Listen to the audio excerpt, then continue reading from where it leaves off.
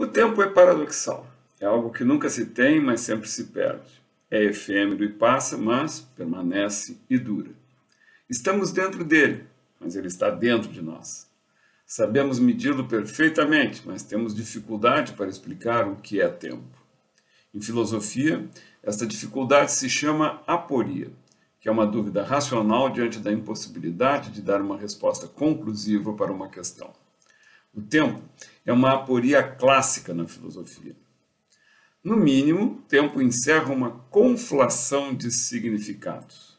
Conflação, em lógica, é a fusão de conceitos distintos em um único termo, o que gera confusão, enganos e até conflitos. Uma grande controvérsia na filosofia do tempo é se ele existe objetivamente como medida do movimento ou se é uma experiência ou ideia subjetiva na mente das pessoas. 6 de abril de 1922 foi um dia marcante deste conflito. Em Paris, Einstein e Bergson se defrontaram e criticaram mutuamente suas diferentes visões sobre o tempo. O cientista alemão e o filósofo francês, ambos judeus, eram os dois intelectos mais aclamados da época.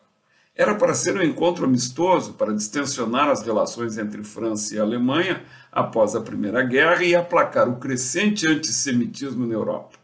Todos esperavam um acordo em uma discussão acadêmica.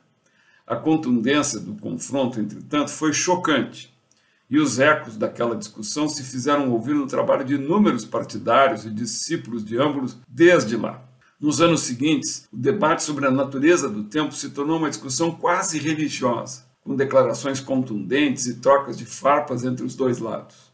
Naquele dia, sugerindo que as representações científica e filosófica do tempo não teriam nada a ver uma com a outra e que somente a sua teria realidade objetiva, Einstein disse: os eventos objetivos são independentes dos indivíduos. O tempo do filósofo não existe. Em um livro publicado em resposta, Bergson criticou a teoria da relatividade por pretender deixar de ser uma física para se tornar uma filosofia e, como tal, profundamente falha. Bergson argumentou que o espaço-tempo ao qual Einstein atribuiu realidade objetiva seria apenas uma ideia artificialmente construída, uma noção espacializada do tempo cuja verdadeira essência é a duração. Mas não a duração quantitativa entre duas posições dos ponteiros do relógio, e sim a sensação subjetiva e qualitativa do agora, com intensidade de experiência mais do que medida. Segundo Bergson, duração é a sucessão das mudanças qualitativas dos nossos estados de consciência que se fundem sem contornos precisos e sem possibilidade de medição. Herbert Dingle escreveu no prefácio da tradução inglesa do livro de Bergson o seguinte: originalmente, filosofia e ciência eram uma mesma coisa, e embora filósofos e cientistas possam considerar diferentes problemas e avaliar os mesmos problemas desde diferentes direções, não é possível existir duas soluções válidas para um mesmo problema. Bergson e os relativistas podem estar ambos errados, mas não podem estar ambos certos. A noção de tempo mais aceita hoje em dia é o subjetivismo cultural de Norbert Elias, que define o tempo como uma instituição desenvolvida para coordenar as atividades de um grupo social.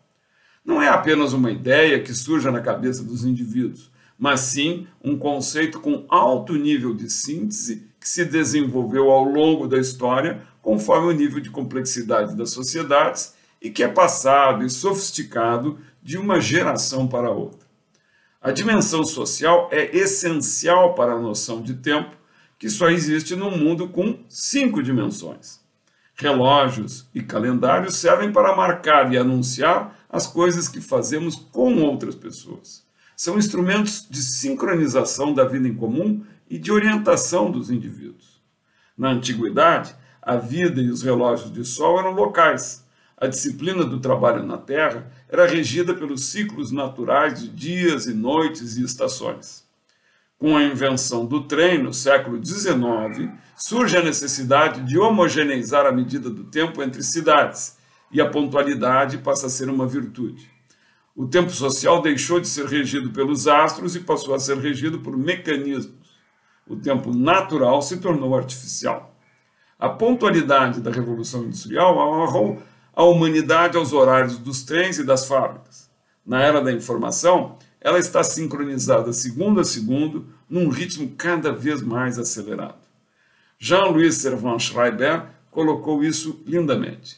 Sem perceber, o homem civilizado, como Gulliver em Lilliput, encontra-se preso por milhões de tênues fios.